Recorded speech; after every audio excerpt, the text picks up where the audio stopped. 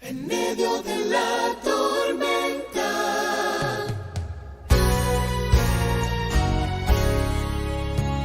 En medio de la tormenta, ahí estaba yo. Y una voz desde el cielo me dijo: no temas, yo estoy contigo. Si Dios está conmigo, ¿quién contra mí? Si Jesús está contigo, ¿quién contra ti? En medio de la tormenta, en medio de la tormenta, en medio de la tormenta, va contigo el Señor. En medio de la tormenta, en medio de la tormenta, en medio de la tormenta, va contigo el Señor.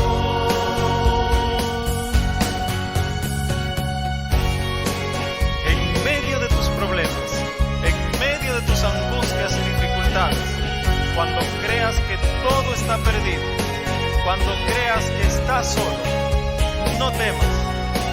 Dios va delante de ti como poderoso gigante. En medio de la tormenta, en medio de la más sombría oscuridad, ahí está la mano poderosa de tu Dios. Así que no desmayes, no detengas el camino, porque en Él te está reservada la corona de la vida eterna.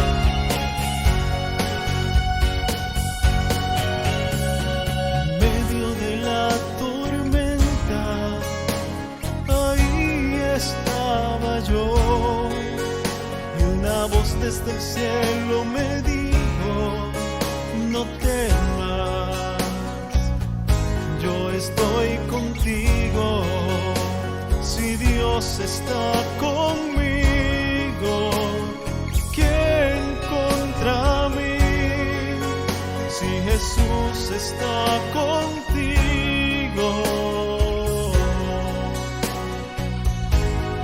¿quién contra ti?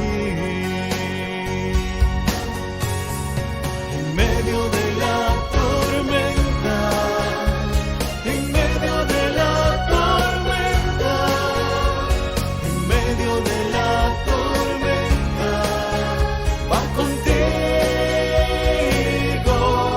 el Señor. En medio de la tormenta, en medio de la tormenta, en medio de la tormenta, va contigo el Señor.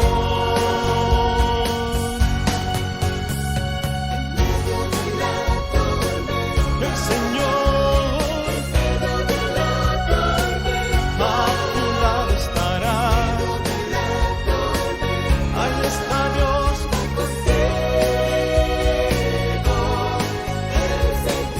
A tu lado está Él. En medio de la